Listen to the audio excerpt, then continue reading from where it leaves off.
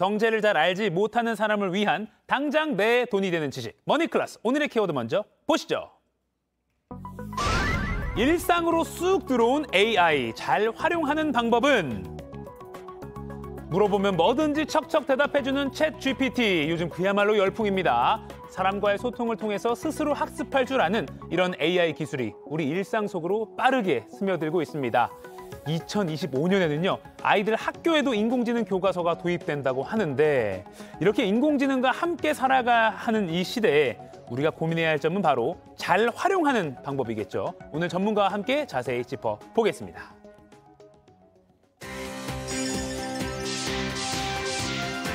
빅데이터 분석 IT 전문가 김덕진 미래사회 IT연구소 소장님 모셨습니다. 안녕하세요. 네, 안녕하세요. 반갑습니다. 자, 인공지능 챗봇 챗 GPT 연일 화제고 좀 너무 열기가 과하다 싶을 정도이긴 한데요. 네. 이게 보니까 MBA에 이어서 로스쿨 그리고 의사 자격 면허 시험까지 통과를 했다고 해요. 그러면 이제 몸을 진단을 또 해줄 수가 있는 건가요? 그러니까는 말씀하신 것처럼 기본적으로 우리가 이론 시험이라고 그러죠. 이론 시험 같은 경우는 이 챗GPT가 잘합니다. 왜냐하면 우리가 인터넷에 있는 수많은 데이터를 기반으로 공부를 하니까요. 그래서 말씀하셨던 것처럼 실제로 의료 분야에서 뭐 어떤 인턴이나 레지던트 대상으로 해서 이제 보는 시험을 봤더니 이제 정답률이 약 60% 정도로 이제 어느 정도 잘 무난하게 맞췄다. 나오고 있는 것이죠. 이제 그러니까 이거를 가지고 실제 뭔가 완벽하게 의료에 쓸 수는 없을지라도 도움을 주거나 응용하는 영역에 대해서는 좀 고민이 되고 있어요. 뭐 예를 들면 이런 거죠. 실제로 우리가 알고 있는 영상의학과, 그 영상의학과 같은 경우에는 이미 뭐 우리가 암을 진단하거나 이럴 때 사람만큼이나 인공지능이 진단 잘한다 이런 건 많이 기사에 나왔었잖아요. 근데 이제 그렇게 진단된 결과를 갖고 결국 이제 사람에게 직접 이렇습니다라고, 그러니까 이제 어떤 본인의 상태가 이렇습니다라는 이야기를 하는 건 지금까지 의사분들이 하셨는데 이 부분에서 요즘에 영상의학과 분들이 좀 모자른 분들이 있거든요. 그러니까 영상의학과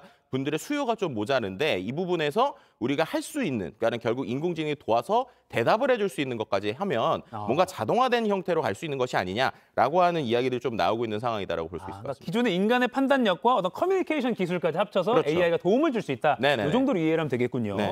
자, 그리고 이 챗 GPT가 창작을 한다고 해요. 뭐 책도 이미 나왔다고 시중에. 저는 보지 못했는데 이미 책이 나왔어요? 네, 맞습니다. 이제 실제로 말씀하셨던 것처럼 이 챗 GPT를 활용을 하면 계속 대화를 잘해주니까 특정 주제에 대해서 우리가 책을 쓸 수 있겠구나라는 생각을 가지고 실제로 책을 쓰신 분들도 있는 것 같아요. 그래서 뭐 우리나라에 여러 가지 지금 책들이 나오고 있는데 그 책들 중에 뭐 예를 들면은 어떤 에세이라든지 사람들에게 뭔가 감성적으로 얘기해 줄 수 있는 뭐 저런 책들이 나오겠습니다. 근데 보시면은 글을 일단 챗 GPT가 썼다고 하고 번역도 이제 또 다른 인공지능이 했다. 뭐 그리고 그림도 AI를 활용했다라는 거죠. 그러니까 글도 이제 만들고 글씨도 이제 그림도 AI를 하는데 이 부분을 만드는데 이제 2~3시간 만에 한 135쪽 분량의 책을 냈고 그리고 그것을 AI로 번역을 했다라고 이제 책이 나온 것이죠. 그래서 뭐 책을 읽어보신 분들은 기본적으로 이 책 자체가 뭐 여러 가지로 신기하긴 한데 이게 약간 문학 서적인데 너무 딱딱한 느낌도 있다. 뭐 이런 식의 평들도 나오곤 있습니다. 근데 이게 단순히 우리나라뿐만 아니라 전반적으로 이런 책들이 다 지금 나오고 있는 상황이라 아마존이라고 하는 우리가 하는 이북 사이트들 있잖아요. 거기만 보더라도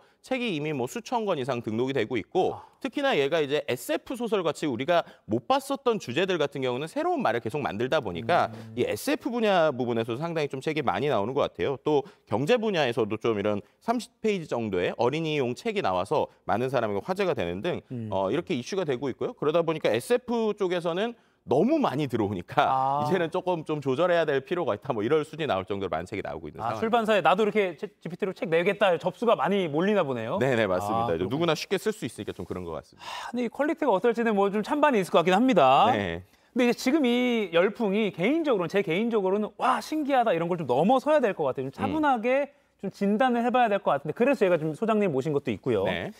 그래서 해외 유명 기업들은 이 챗 GPT를 사용하지 말라 금지령도 내린 곳이 있다고요. 네, 왜냐하면은 이제 말씀하신 것처럼 이 챗 GPT는 글을 잘 연결을 해주는데 그 연결해주고 있는 글이 정말 진짜이냐 가짜이냐라는 건 우리가 좀 고민해봐야 될 필요가 있는 것 같아요. 또 이제 우리가 나도 모르게 입력을 하다가 신기하니까 뭐 개인의 정보를 은대거나 뭐 이런 이슈들이 있을 수 있을 것 같습니다. 그래서인지 그런 이유들로 뭐 미국 최대 은행인 JP모건에서는 직원들의 챗 GPT 사용에 대한 규제를 좀 시작했고요. 왜냐하면 혹시나 고객 고객 정보를 입력할 수 있을까라고 하는 걱정들이 있는 거죠. 또 이제 그 외에 뭐 이동통신 업체인 버라이즌 같은 경우에도 미국에 이제 챗 GPT를 회사에서 활용을 못하게 하는 부분이 있는데 이거 역시도 프로그래밍을 할 때 얘가 이제 그걸 도와주다 보니까 나도 모르게 회사 핵심 코드 넣으면서 핵심 코드 갖고 좀 도와줘라고 하면 이게 혹시나 또 정보 유출될 수 있는 거 아닌가라는 생각이 있는 거고요. 그래서 이거를 어떻게 하면 좀 잘 활용할 수 있을지 그리고 쓰더라도 어느 정도의 가이드라인을 해야 될지가 전 세계 좀 기업들의 지금 공통적인 고민이다 뭐 이렇게 볼 수 있을 것 같습니다. 그러니까 뭐 부작용이 아직 불투명하니까 예방적 차원에서 뭔가 좀 금지를 좀 하는 이런 좀 모양새가 있군요. 해외 기업에서. 어쨌든 말씀하신 대로 좀 급속하게 지금 열풍이 부는 만큼 부작용이 우려가 되고는 있는데 자 그러면 이 챗 GPT를 잘 활용하려면 똑똑하게 활용하려면 어떻게 해야 될까요? 그러니까 예전에 인공지능 처음 나올 때부터 제가 이런 얘기를 좀 많이 했었는데 결국에는 우리는 질문을 잘해야 된다라는 겁니다. 왜냐하면 답변은 인공지능이 해주잖아요. 그렇다면 우리가 질문을 잘한다는 건데, 근데 이게 좀 아이러니하게 보면은 이러한 그러니까 질문과 답변을 통해서 하는 학습 방식이 상당히 고대 그리스 철학하고 닮은 부분이 있는 것 같아요. 왜냐하면 예전에 우리가 고대 그리스 철학을 보면 철학자들 우리가 아는 뭐 유명한 선생님들이 직접 본인이 글을 쓰거나 책을 쓰지는 않으셨습니다. 그럼 보통 어떻게 되느냐? 제자와의 문답을 하죠.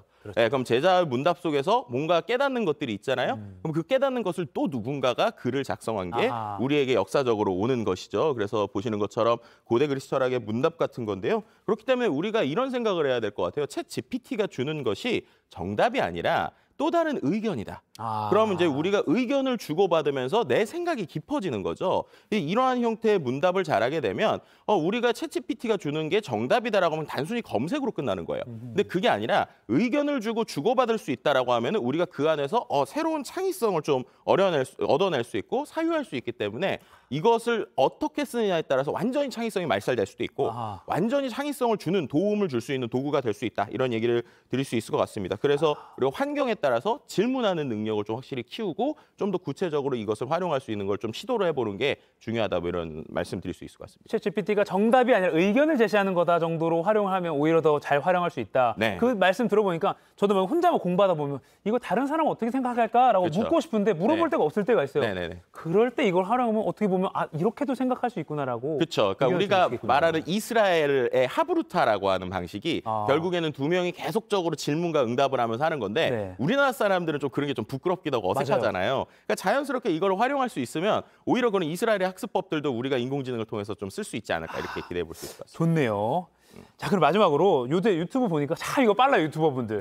챗 GPT로 이렇게 하면 돈 벌 수 있다 이런 영상이 정말로 많거든요. 그렇죠. 근데 실제로 이게 가능한가 싶기도 해서요. 그거 좀 설명 좀 해주세요. 일단은 이론적으로는 수익화가 가능해요. 이론적으로는. 왜냐하면 여기서 보면은 딱 프로세스가 이런 겁니다. 자동화를 하는데 질문을 하면 질문에 대해서 답변의 글을 주니까 그 글을 주는 것들을 주제를 걸어놓으면 자동으로 글이 나오고 그거를 블로그에 올리게 되면 검색을 하면은 이제 광고가 붙어서 돈이 된다. 혹은 그걸 기반으로 짧은 영상을 또 만드는 인공지능을 가지고 하면은 돈이 된다. 이런 얘기가 나오고 있는 것이죠. 근데 이제 중요한 것은 기본적으로 블로그의 대부분이 그렇지만은 계속 비슷한 패턴의 글을 올리게 되면 소위 이제 저품질이라고 우리가 표현을 하는데 검색했을 때 잘 안 걸리게 하는 부분이 구글이나 이런 데서 알고리즘이 동작을 합니다. 그래서 뭔가 한 번에 큰 돈을 벌기는 좀 어렵지만 또 역으로 생각하면은 롱테일이라고 우리가 하잖아요. 긴 시간 동안 우리가 이것을 가지고 넣으면 뭐 큰 돈은 아니지만 한 1, 2년 뒀을 때 몇만 원이 생기거나 몇십만 원 생기는 이런 정도는 좀 가능해 볼 수도 있다라는 게 이제 예측이고요.